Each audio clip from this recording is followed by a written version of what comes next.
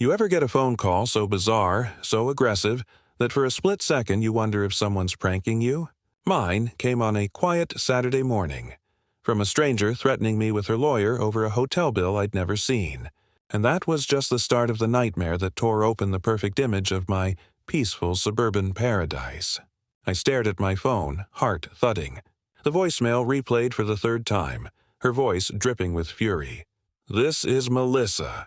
I can't believe you'd abandon a family member like this. Karen said everything was arranged. I had to book a hotel because of you, and trust me, you'll be paying for it." I frowned. Melissa? I didn't know any Melissa. Before I could even process what I'd just heard, my email pinged, and my stomach sank. There it was, a $600 charge on my credit card for the Lakeside Resort and Spa. The guest name? Melissa Carter. The reservation? Under Gregory Parker. That's my name, except I hadn't authorized anything. That's when the pieces started falling into place, and every one of them led back to my new neighborhood, Willow Creek Estates. I'd only moved in 3 weeks earlier.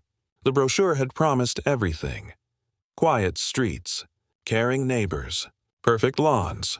What it didn't mention was the HOA President and her obsession with control. Her name was Karen Carter, and she ruled Willow Creek like it was her personal kingdom.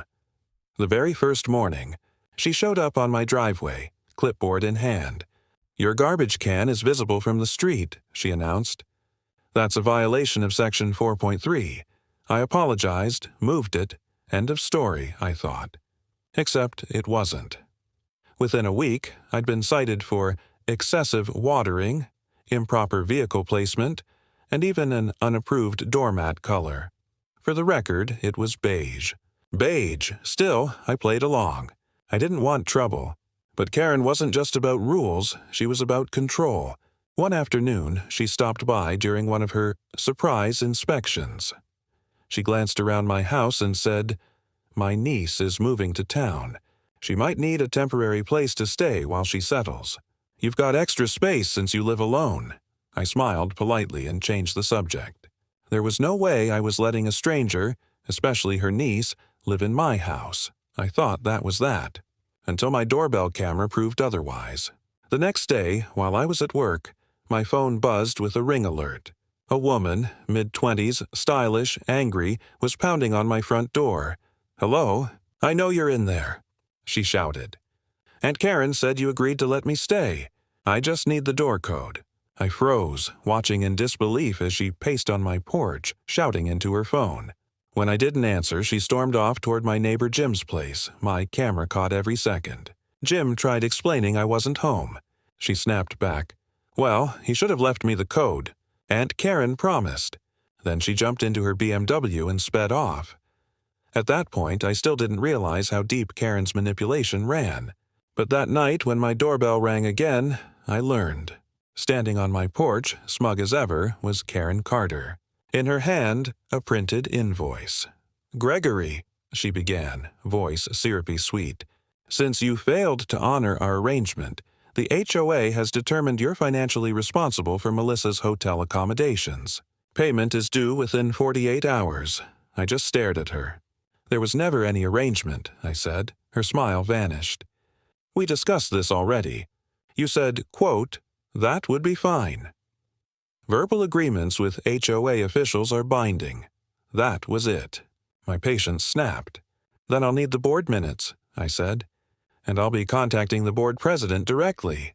She lifted her chin. "I am the board president."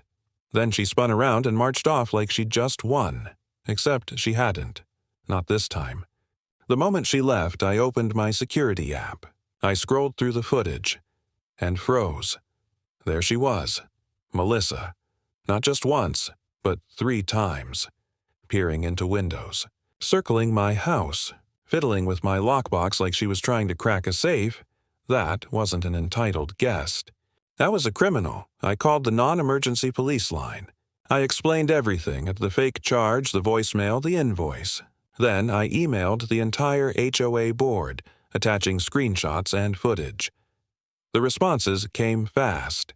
Shock, confusion, outrage. 3 members replied within the hour.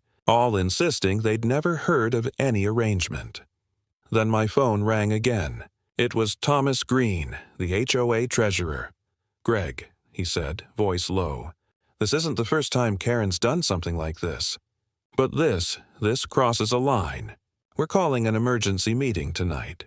In the meantime, file that police report." And I did. The next morning, flashing red and blue lights lit up my street. 2 police officers were at Karen's door. Through her front window, I saw her pacing, gesturing wildly. 20 minutes later, the same officers knocked on mine. "Mr. Parker?" the female officer said. "We've spoken with Mrs. Carter and her niece regarding your report. Based on the evidence, we're moving forward with charges." I blinked. "Charges? Against them?" She nodded. "Credit card fraud, attempted trespassing, and falsifying documents. Mrs. Carter's also facing conspiracy to commit fraud." I was stunned.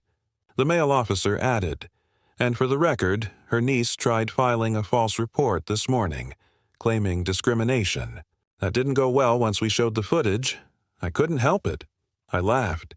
It was absurd, but it was finally over. That evening, the HOA held an emergency meeting. The room buzzed with tension as Thomas stepped to the microphone.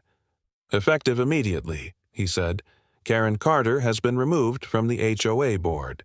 All citations issued under her authority will be reviewed and dismissed, and any unauthorized fines refunded." Gasps, applause, relief. Neighbors whispered, some angry, some almost gleeful. For months she'd ruled through fear.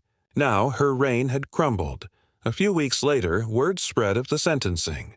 Karen received probation and a hefty fine for fraud and misuse of authority. Her niece faced misdemeanor charges and was ordered to repay the hotel charges.